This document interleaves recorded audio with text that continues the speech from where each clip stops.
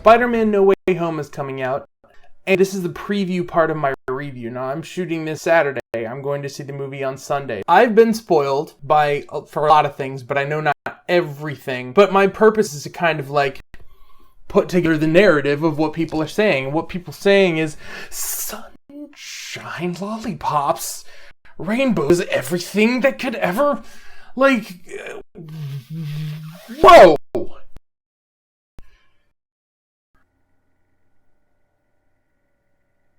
So, it's, to me, I never really feel like, something like Guardians of the Galaxy makes sense being compared to Captain America Civil War, but everyone's saying it's like the best MCU movie ever. And a lot of people are talking about the movie as being darker and more serious as opposed to, lighter and more, like, friendly, the way that, the John Hughes inspired Homecoming was, or some of the funnier elements in Far From Home that were still in there. So I honestly see this movie taking big swings at a big character in the MCU, and a lot of people are saying it's a home run. Some people are saying that people are blowing it out of proportion, so I'm going to go in skeptically. But the whole point here is to kind of talk about how critics are when they just about their opinion of a movie and what narrative that creates to people. This is the narrative that it's creating to me. Spider-Man No Way Home is the best MCU movie. It's the best Spider-Man movie. It's one of the best superhero movies made. Go into it expecting it to get dark and serious and not have expected what the villains are going to do. Expecting Tom Holland to really grow up and show that he is Spider-Man and not just someone under the shadow of somebody after it. Maybe not worry so much about whether I'm going to be visually dazzled, even though the special effects team is still going to be typically on point for the team. And that's pretty much sums up what I think the narrative is. I know that's what everyone's putting out in their non-spoiler reviews and stuff. So again, like expectations here and there, I feel like the narrative will shift the more people are putting out their spoiler reviews and things. This is not black and white. I'll talk about things. I'll talk about what I can't talk about that I want to talk about. Having talked about, I really hope that some payoffs to things. I really hope that Alfred Molina turns out to not be a villain. I see Tom Holland really get to be Spider-Man. I mean, be a hero who is not necessarily always trying to save the whole world. I mean, I know the scale of this is big, so I'm going to taper my expectations, but has to use his brain as well as his physical abilities to try and solve problems, which I think there are teases of that in the trailer. I'm also a huge fan of Doctor Strange and Benedict Cumberbatch and in the MCU, and it just like him in general. It's Benedict Cumberbatch. I'm not insane. So, there's hoping that there's some fun with them. Some of the things people are saying that are heartbreaking, I'm scared to find out what might happen to Ned or to May. But I'm going with friends, and I'm going to try and enjoy it the way it used to be enjoyed by going out on a night to the movies. And yeah, I'm feeling good about it. So,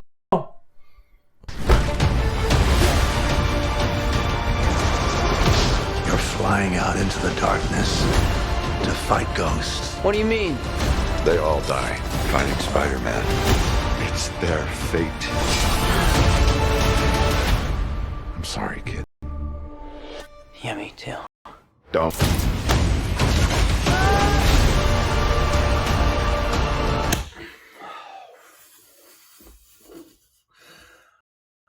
Spider...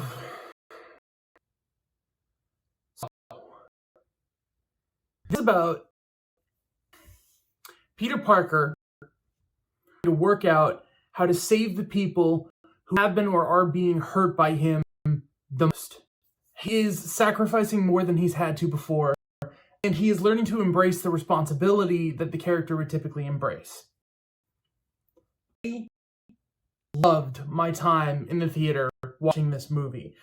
part of the audience engagement, the things that happen in the movie. I am super nervous. It's out there. There's a huge hype train, but I want to review movies as movies, not just as a fan of one thing or another. So I was blown away that happened in this movie, and I will fully get into spoilers because people's spoiler reviews are starting to come out, and that's why I feel like I have to either go now or just hold off to the next movie to attempt to start this. So first things first, deeper at the critical reaction to this movie, I find that, with Rotten Tomatoes, you have, like we talk about on Critics Critique, a percentage score. The actual average review was like a 7.9 the last I checked. So people are saying this is like an 80, 79 Spider-Man movie, and that I agree with more than the audience reaction, which is the bulk of what I saw in the first half of this movie, with everyone going insane over this being one of the greatest best of. Is this the best movie made in this Marvel Cinematic Universe? I don't quite think so. Is this the best Spider-Man movie across the board? And no. I think this is the best version of the part where Spider-Man becomes Spider-Man. So what does that mean in his life? Well, it means he has a lot of responsibility, which they establish in the first act of the first Spider-Man movie. And it's taken us a long time to get here. I'm sorry that sounds way critical. I promise that is not how I feel about this in total. It's just when I think a lot of people out there can agree that you're like, what happens if they don't make another movie out after this? They don't feel like it delivered.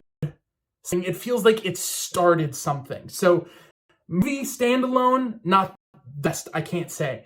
And as far as best superhero movie, I have the same sort of issues. This, honestly, almost works as well as a third Amazing Spider-Man movie as it does work as a Homecoming movie. I mean, a trilogy about the character coming to be who that character should be, like being at home. This as the follow-through on that idea. I did warn spoilers, so I'm sorry about that Amazing Spider-Man 2 comment. We might have missed it. It should be in the title. The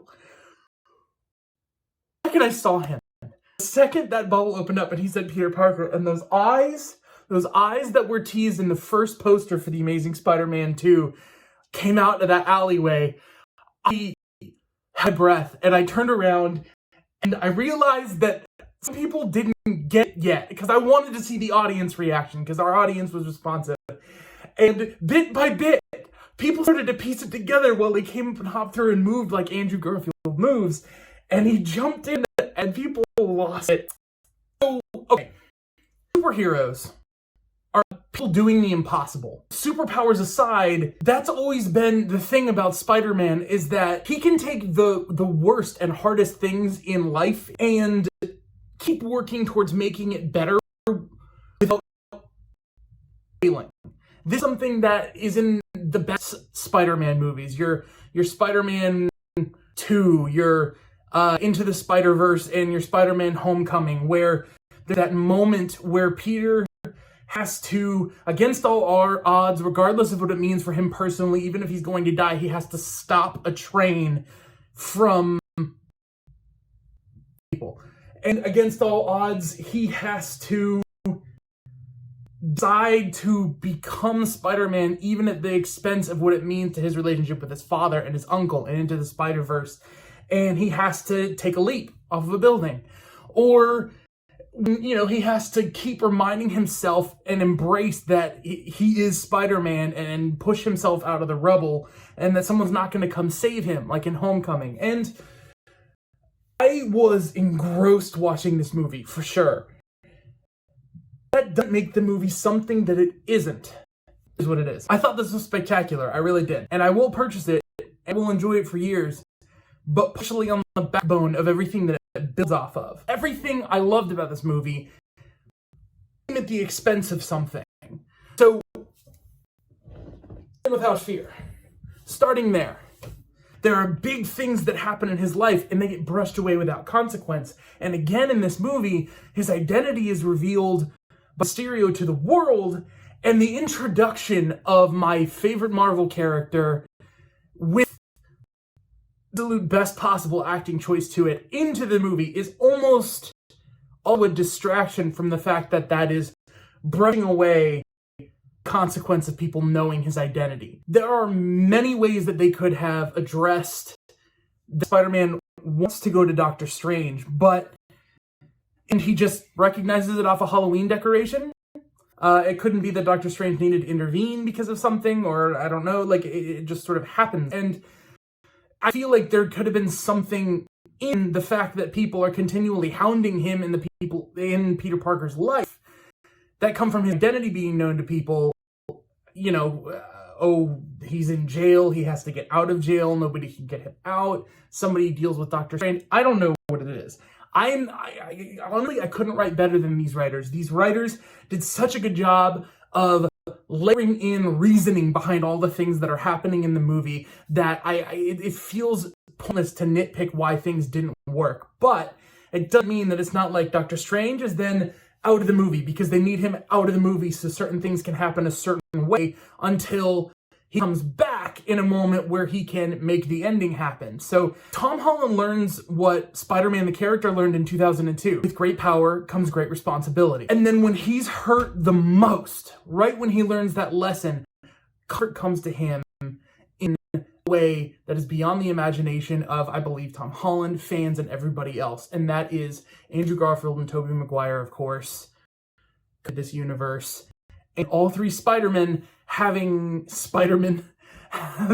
really heartfelt, humorous, and thoughtful interactions about what their characters went through and the legacy of this character on screen. Andrew Garfield, they wrote in this moment with Electro where they addressed that a lot of people wanted Donald Glover to be Spider-Man. And then the emotional payoff of his character, of course, catching MJ, and how well that was written in. Tobey Maguire is introduced at the same time as Andrew Garfield, the exact same way. I felt like it was a little bit odd that he's introduced with Willem Dafoe, but there's sort of a pairing off of villains where they didn't do the Sinister Six, they kept to 5, although technically I guess Venom was there. Garfield has fans Lizard, who I'm not even sure, I honestly believe that the images of him turning back human are actually pulled from The Amazing Spider-Man. I can't totally confirm this, but it looks an awful lot like when he's looking up at the end at the same when he's, yeah. And then, but then Electro, they did so much work on adjusting that character's introduction and giving Jamie Foxx a chance to take some elements of that character's obsession with power and use that to motivate the breakout of the villains and the consequences escalating in the movie for Tom Holland, but also take Andrew Garfield and have him look at what he meant to people in his world. And he can do right by this person who felt slighted by him. Whether that's justified by the original movie or not, it's fine. It works so well in this movie. And then Tobey Maguire, you have Sandman, who honestly I don't understand his motivation much at all, because at all you would need was just a tiny line. Sandman says, all right, they're escaping. Button, send him back. I want to go back to my daughter. And Tom Holland say no, and Sandman is upset with him and leaves also. That's all you would need. But they don't. And so what you have is a character who really wants to go back to his own universe and see his daughter, previously forgave Tobey Maguire and was at peace with all of this and was there to protect Tom Holland in the beginning, and then just for some reason also is upset and wants to kill him. It's not really justified. So, like Lizard, he just kind of happens. But like Electro, have Otto Octavius, who, honestly, it's not that he has so much, it is my favorite Tobey Maguire moment, that I'm just still trying to do a little better. And that Otto has so much esteem for Peter Parker in that universe with those characters, that relationship. The thing about Tobey Maguire in this is all of that. It feels reverential and like that Spider-Man is at peace with his past and that he's there to give, not really to go through anything. Whereas Tobey Maguire's Spider-Man feels like he's continuing and redeeming himself and going through something on his own. But honestly, that's just more than anyone can ask for, because all anyone's asking for with this is the next entry in Tom Holland's Spider-Man and a story that seems engaging, that matters to him. The only unfortunate thing is that story feels like the start that we've already seen from Spider-Man. There's an effective balance of humor and drama without one undercutting the other in beats that are too sudden or jarring. Marisa Tomei as Aunt May was as heartfelt as she can be.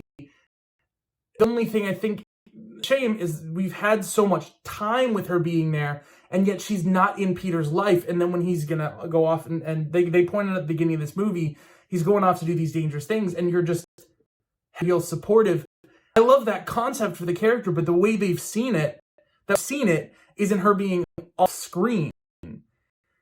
Her writing a note saying just in case to give him his spider suit to go with him in Far From Home. Or I don't know. It's just she does so much with the time that she has in this movie. It makes me wish I had seen more. And that's the thing about this movie, is everything about this movie made me realize I care so much about the characters that I wish I saw more of and felt more of them. I wish how in a movie with infinite resources we had Miles Morales Spider-Man movies talking about one thing that actually addresses one thing else. I wish we had Tobey Maguire's Spider-Man 4 paying off his relationship with his Dr. Connors and a Vulture that comes into his life. I wish we had a black suit Spider-Man where he stops pulling his punches in Amazing Spider-Man 3 with Andrew Garfield. And I wish we had Tom Holland's Spider-Man, the story not about him growing up to become Spider-Man. I think we'll get in the future, but I don't know if it's going to be just a bridge to pass a torch to a new Spider-Man or what at this point. But the point is, the answers aren't here. What's here is a beacon that lets you know more about this. As a result of me loving Spider-Man for all these other reasons, I will enjoy watching this movie. If I had never seen a Spider-Man movie before and I watched this would seem and jarring, and he goes here and Doctor Strange points out to him it's ridiculous that he tried no other means than magic to try and fix this problem, when again one of the best things later is all three of them do what Peter Parker does. That is, a problem has been created. That problem be fixed, but we have to take steps to address the consequences of that problem. In that sense, you get to see Royal Peter Parker, he's Spider-Man, in this boiled down, quintessential, hard-hitting Spider-Man story. Holland, in 2016, he meets Tony Stark, and he's introduced into the MCU. He says, "We the things that I can do, things happen. They happen because of you." That's a terrible rendition of that. I don't care. The point is, it's until 2021, almost 2022, for him to learn them. With power comes great responsibility. Honestly, in the moment where it's questioning whether he was going to Zendaya about, history, because the moment he started to decide not to, I felt like I could almost hear Tobey Maguire from 2002 saying, "This is my gift, this is my curse, I'm Spider-Man," and him turning away to go swing off and have a sequence which I haven't had in the MCU very often, but they have had at the end of most Spider-Man movies, where he gears up in his suit, jumps out into New York City to go be the friendly neighborhood Spider-Man. But I am not on the same page as everybody else. I feel like everything great about this movie points out way movies could be better and what is great about the past. And so now we want to do that in the future rather than delivering on it here. Spider-Man making the choice that other people are going to not know that he's Spider-Man and he's going to sacrifice all the people that are important to him in order to do that. That's the end of Spider-Man 1 in 2002. There are things that are unique to this performance and this character, and it was so deeply touching to have Tom Holland thank Andrew Garfield and Tobey Maguire for the legacy that all three of them now had a chance to build on. But even Maguire or stops Willem Dafoe from being stabbed with his own glider. That is written to serve Tom Holland's character, not to address anything about the relationship between Willem Dafoe and Tobey Maguire. They don't even talk. A great choice that brings up just don't have the time to balance all of these things, and that there are issues that you can't have everything in this world. And so if everyone out there who is saying this is the greatest thing ever, you're right. You're right, because this is a story that has been in the making for 20 years. But hope that everyone out there take your second, third, fourth, fifth look at this movie. It makes you realize why this resonates with you so much harder than Homecoming or Far From Home did. And it makes you realize Spider-Man the character is important, so that hopefully in future movies, if they make a movie that not further explore stories that would be relevant to this character, don't give them record-breaking box office numbers, so they don't keep making the same movie over and over again when other movies aren't getting enough money to be.